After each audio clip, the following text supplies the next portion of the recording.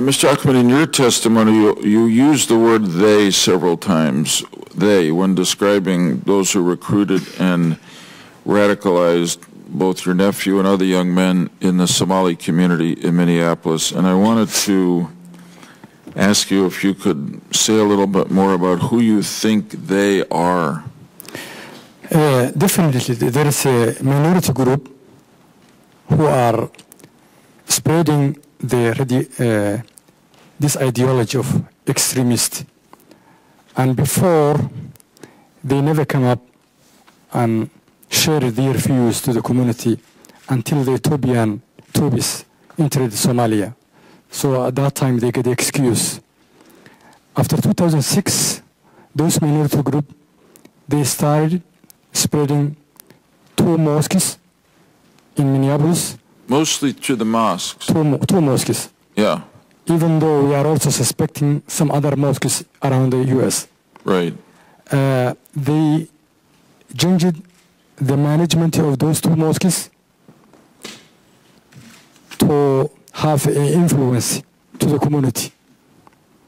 And that's what we believe after 2006 started for recruiting the kids and also spreading the ideology of extremists.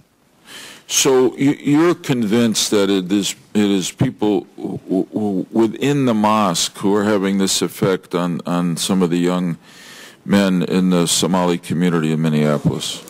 Of course, let me give you an example. These kids, especially my nephew, he was well connected to the mosque. He doesn't have any friends outside. Yeah. He used to go to school, home, and the mosque. Right. And there is no way he could get that ideology from the school or home. Yeah.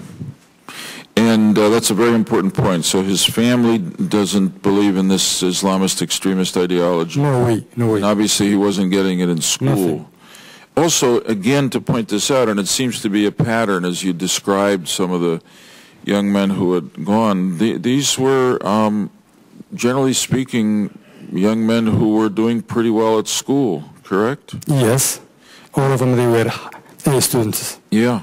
And were all of them regular attenders at one or more or 2 of the mosques? As far as we heard from their families, yes. Yeah. I have a feeling Senator Collins is going to ask this question, so I'll begin it. But this, as we trace this rather remarkable path that we believe from people who followed it, that Burhan Hassan, your nephew, took, that he went with a group of other young men. They split up. Some went to Boston, some went to Chicago. They had many stops along the way before they got to Somalia. And the estimate is that this was being coordinated as a way to perhaps deceive people who would be following them, but also it cost a fair amount of money. We estimate at least $2,000. So is it fair to say that you would be surprised if Burhan Hassan himself had $2,000 to spend on the trip? No way he could get it. He never worked. Okay. So definitely there is a group who are organizing these kids, funding, arranging even the travel stuff.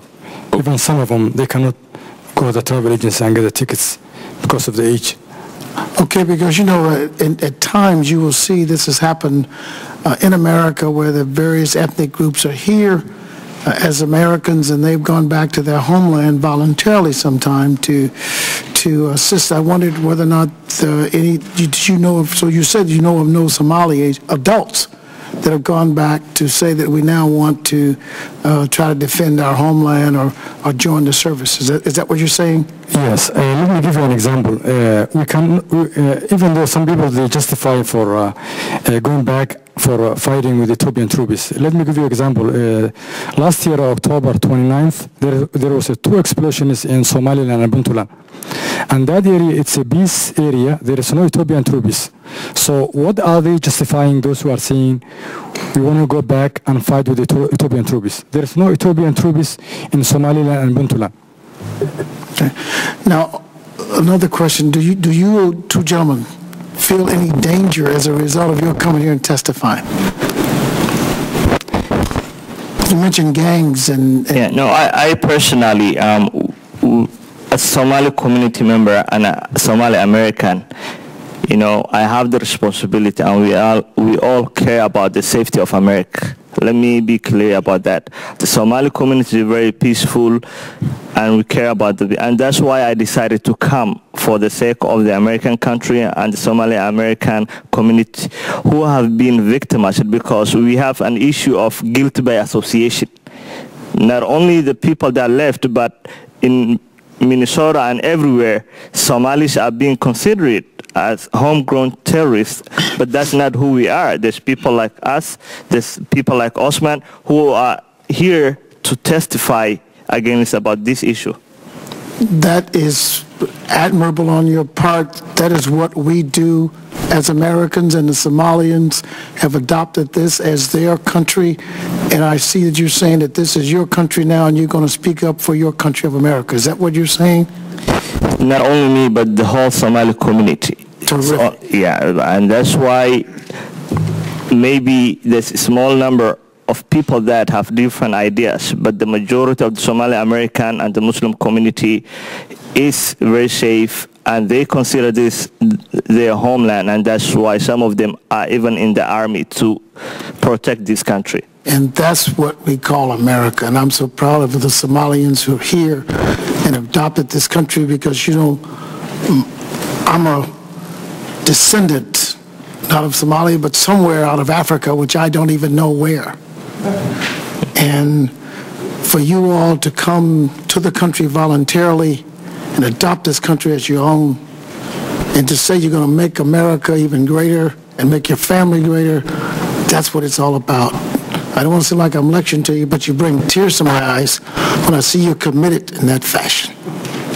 So if you don't feel any danger and you are seeking to try to stop these young people from being recruited, do you know who is really doing the recruiting to get them over there? Who is doing it? If the mosque, the managers of the mosque, or somebody's been taking them out, who's doing it? First of all, I'm comfortable of coming here and testifying. I'm not really in danger at all. The other question, which is who is recruiting, is definitely clear. These kids, they were American mainstream kids. They did not come up all night to go back to Somalia and have a ticket. Definitely there is a minority group who are working, recruiting, financing, and I hope the law enforcement agencies will bring the justice soon. So you're saying that there are investigations going on as to who's doing it? That's what we believe, of course, yes. Thank you, gentlemen.